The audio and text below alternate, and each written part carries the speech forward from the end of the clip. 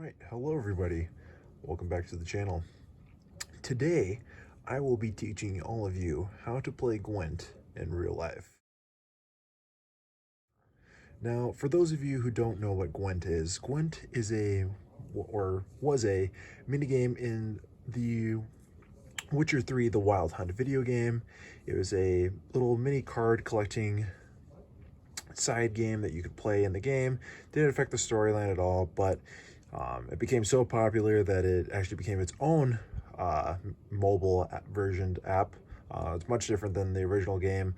The new game is quite a lot different, but I'm basing this card game off of the original Witcher 3 Gwent game. So I'll be going over some of the rules. For those of you who know about Gwent, I'm sure there's very few of us who still exist. We are a dying species.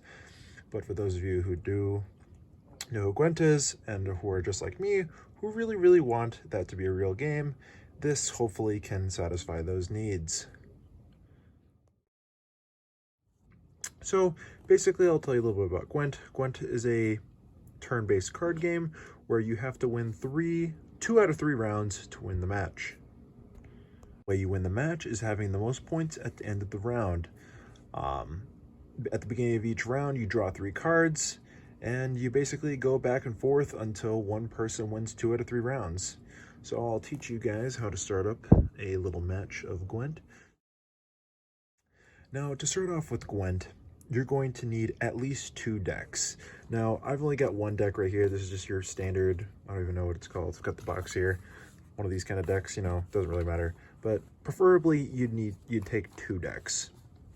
So, I'm doing this all with one hand, so sorry if the preparation is just going to be a little messy. So at the beginning of the game, we're going to draw 10 cards from your deck. So 1, 2, 3, 4, 5, 6, 7, 8, 9, and 10. Splendid. Now your opponent, who hopefully will have their own deck, will have also drawn 10 cards. I'm going to flip these over. It doesn't really matter. You know, I'm not playing against anyone. It doesn't really matter if you see my cards. So here is your hand. Now, for those of you who have played the original Gwent, you will remember that there are 3 rows that you play with. Now, typically in those rows, you had your close quarters combat, your range, and your siege cards.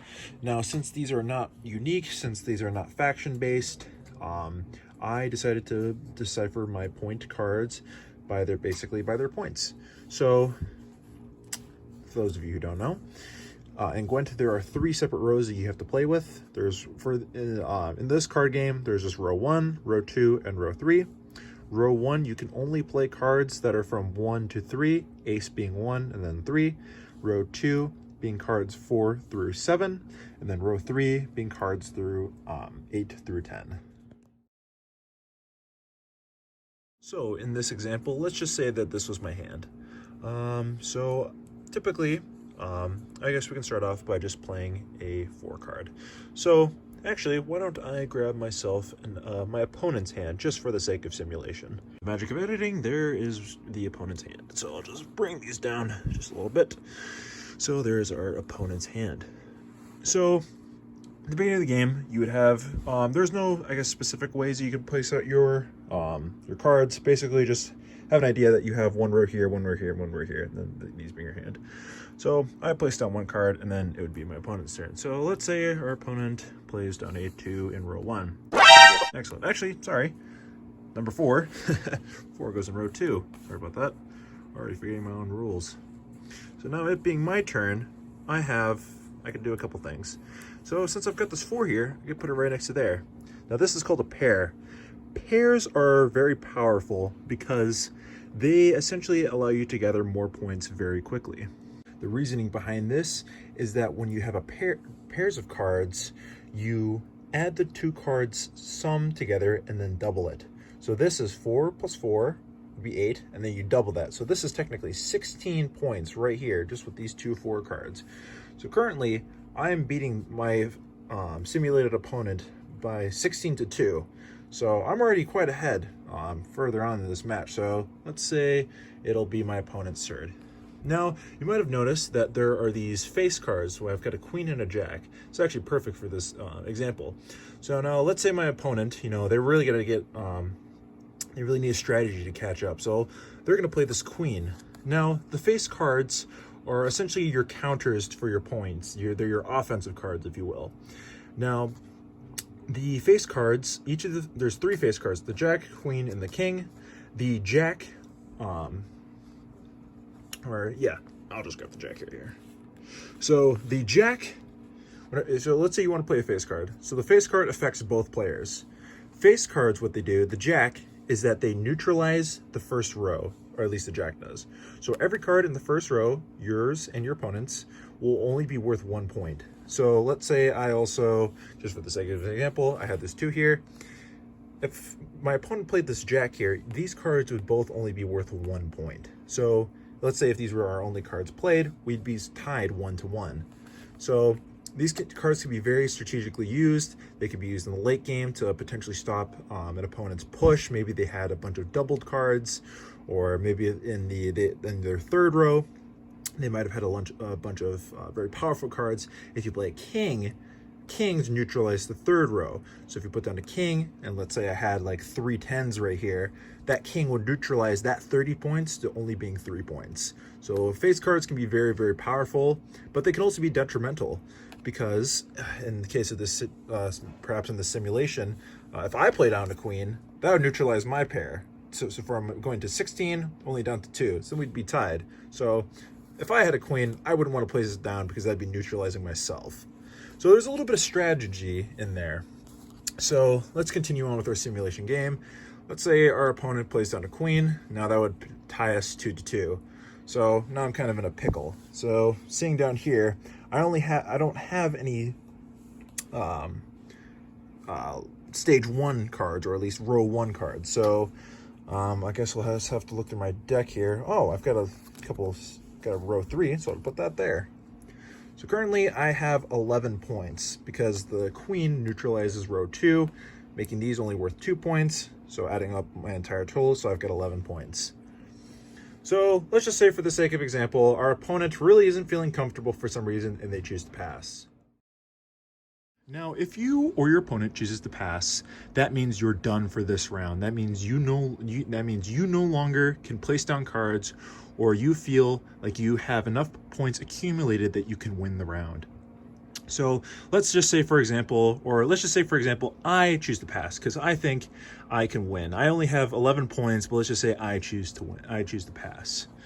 So now our opponent over here, they're not doing half bad, but they can do a little bit better. So let's just say, let's go here.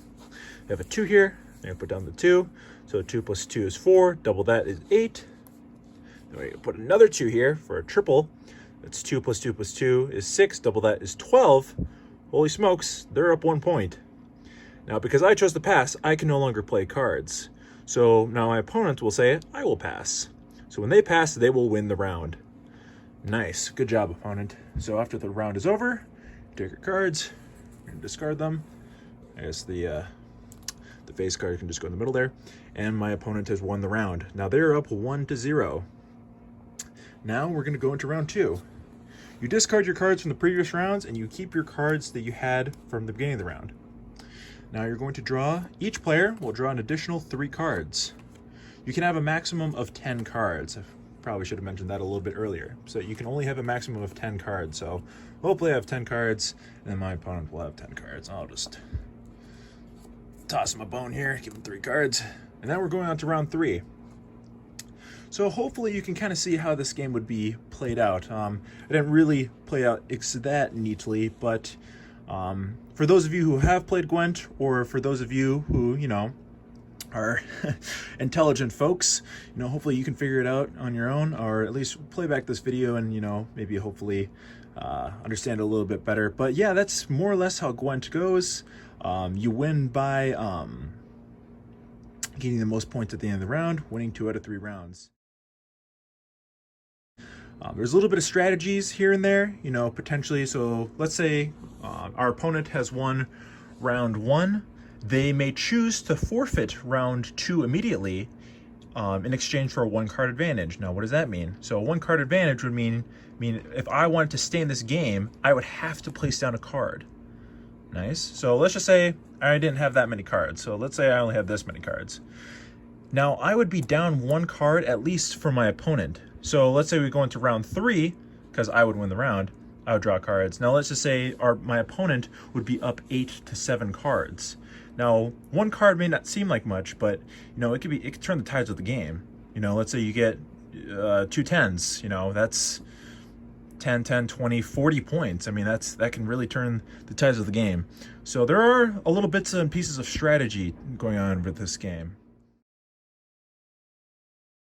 Now another rule I would like to mention before I forget is that there's a rule called Scorch. Now what Scorch does is that typically because you'll be playing with 2 decks, there will be a chance that you and your opponent will play the same number and the same suit as cards. Now when this happens, there's a Scorch rule. So let's say it's at the very, very beginning of the game and your opponent plays down the 7 of spades. Now I just so happen to have the 7 of spades. I don't really. But let's say I just put down the 7 of spades. These cards scorch each other. Your opponent and you discard your cards, and then you're at 0. Now scorching is a way to balance the pair cards. It's also a good way to just trap your opponent and hopefully knock out a couple points on their side of the board. Anyways, that'll just about do it. Thank you all for watching, and I hope you enjoyed, and if you did, please leave a like on this video, and if you didn't, please leave some helpful comments in the comment section below so I can run the channel how you guys would like.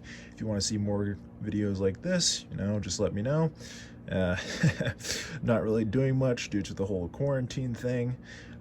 Just got hit with another 2-week quarantine, so that's kind of a bummer. So maybe you'll see more videos from me in the future. Anyways, again, I'd like to thank you all for watching, and I'll see you guys next time. Take care.